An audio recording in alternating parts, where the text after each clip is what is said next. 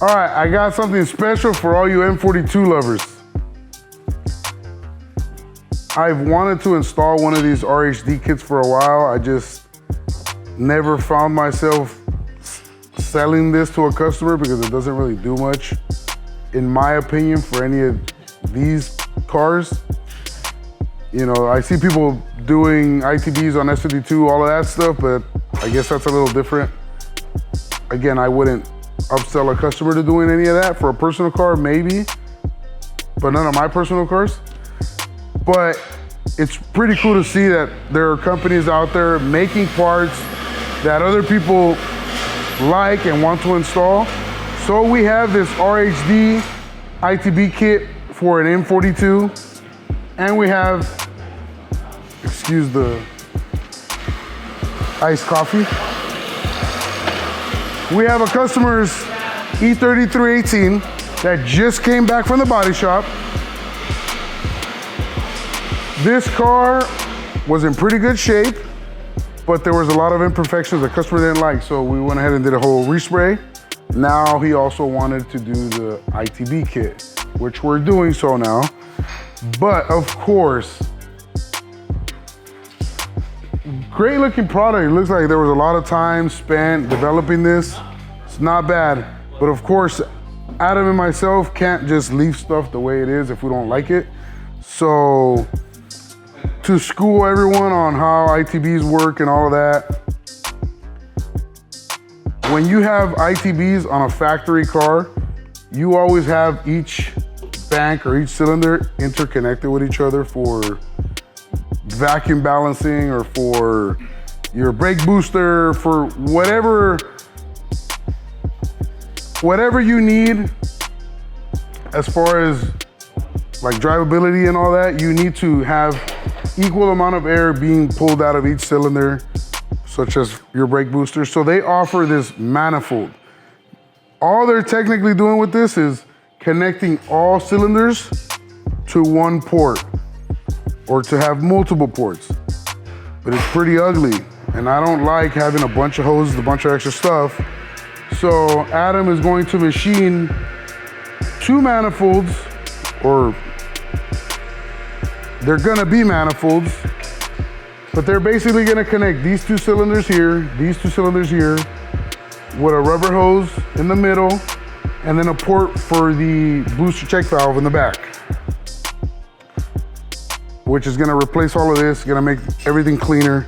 Not saying that this isn't beautiful work and whatnot, it's great, but there's always improvements to be made, and we wanna make those improvements. And the customer's giving me liberty of installing this kit as if I was doing it on my own car. So why not make something better when you're able to? So we're just gonna give you guys a step-by-step install. As you can see, everything is all original except for the air cleaner and all that. This car will be retaining the airflow meter. So we're gonna be installing one of our air boxes with the MAF, with a custom little intake setup, so that he doesn't have to do standalone, all that. I honestly doubt that the car's gonna run very well with this kit, stock MAF, but I guess I have to be a little optimistic for the customer's sake. So we'll see how it goes.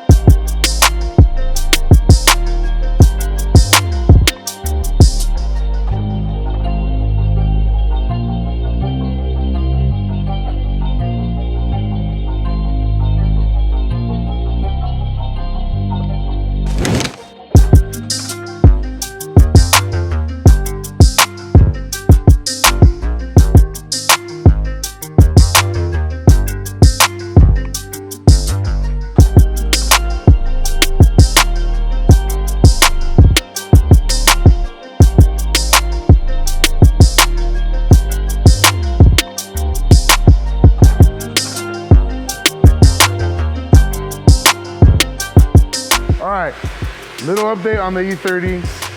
Got a fresh radiator on here. I guess you can say half the ITB setup is on.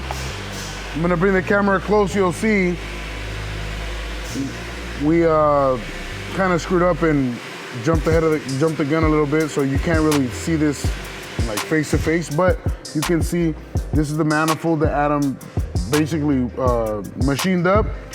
It's welded to each port here. So this is one manifold. This is the second one. It's connected here with some rubber hose, some clamps, and then this T here is for the ICV hose. Now, they didn't really supply anything to get the ICV kind of going that wasn't super ridiculous looking or way over complicated. So this is one of those things where I was excited to do this because I wanted to see how much better we can make this kit, because I've seen a lot of people install it, whatnot. So of course, like I said, as soon as me and Adam started looking at this, we're like, dude, we could do this, this, and this, so many things. So has the manifolds in there. Again, that's to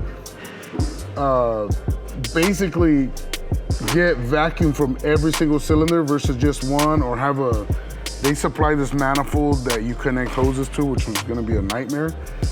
So, and then also went ahead and vapor honed the throttle body, the adapters, so they don't look as like aftermarket, or not cheap, but you know, the aluminum casting. So Adam is blasting a couple other brackets that are gonna hold the throttle cable, because they look a little too, not too new, but it just looks like raw stainless. So that's, I guess, like I said, this is halfway through the project. We're gonna continue on, give you updates. Nothing crazy going on, some belts, radiator. We have a powder coated valve cover that's going on. This one's been spray painted, looks a little tacky. After that, we're gonna do coil on plug conversion, relocate the battery to the trunk, and complete the engine harness to make it look like an E30 M3.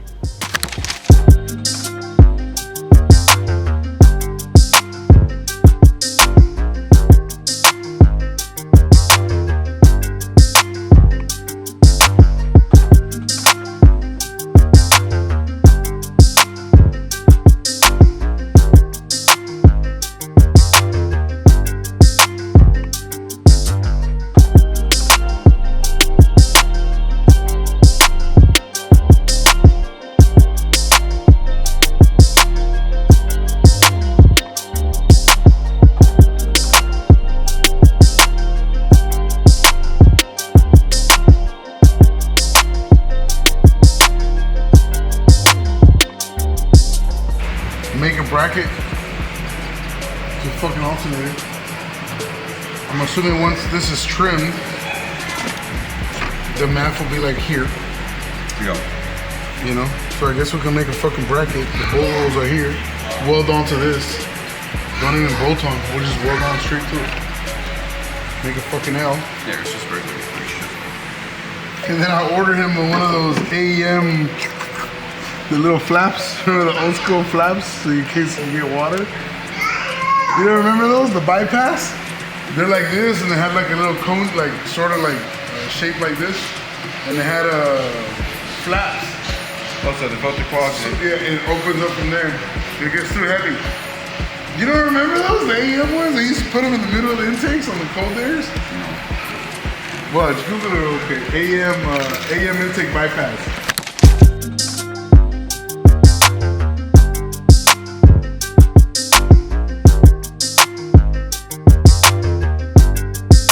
Alright guys, we wrapped up this E30 318 that we were doing the ITBs on. This is the RHD kit that obviously we explained about before, and how we were gonna make it better, not bashing on the actual kit. But of course, when there's room for improvement, we're gonna go ahead and make improvements. So I'll give you a walkthrough here and show you guys the differences. So we changed up some of the hardware that bolts on the trumpets to the actual plenum plate. We went ahead and changed their design on how they wanted to do vacuum ports or a vacuum manifold. Adam went ahead and machined some units, and we connected basically the runners with a billet here, made a provision for the ICV and for the brake booster check valve. All that got modified. We are running a different throttle cable than the M42 one because we didn't like the way it looked. Plus it was a little tight in our opinion, so we went ahead and did this. Powder coated the valve cover, wrinkle finish black. Did the coil on plug conversion with this custom beauty plate that Adam worked out. Everything turned out great. Custom airbox. Because this car is running on a factory CU, we had to retain the airflow meter. Now, in my opinion, if someone was gonna do this kit, I'd say do a standalone. This works perfectly fine, but in order to reap the benefits in the ITV setup, unless you have someone who's gonna tune the factory CU, you're not gonna gain much just by throwing on the throttle bodies other than looking super hot at a car meet. I can't even justify the sound so much because the airflow meter is killing most of it because this is a barn door style airflow meter. But regardless, the bay looks phenomenal. Custom airbox. The airflow meter got repositioned. Intake tube made to run the filter a different direction behind the headlight. Bracket for the airflow meter to the engine because these engines do vibrate a lot, and there's not enough room for us to have bolted the airflow meter to the chassis like factory does. No room for an intake boot. Would have been a nightmare. Would have been a nightmare for the customer. So we went with this route. Besides that, I'll give you guys a walkthrough. This car got a full exterior respray. Customer didn't want to do the engine bay. His plans are to swap the engine in a couple years, so we'll do it then. But like I said, full respray. All the trim got reconditioned. New bumper trim, new IS lip. And then powder coated all the trim, satin black. Powder coated the wiper arms. All the trim got done. New keyhole, little rings. Door handles, powder coated. Did a small little plug for the antenna because he is not running one. But here it is in all its glory. We're gonna go and show you guys what it sounds like from the outside. So those of you who are thinking about doing this ITV setup will know.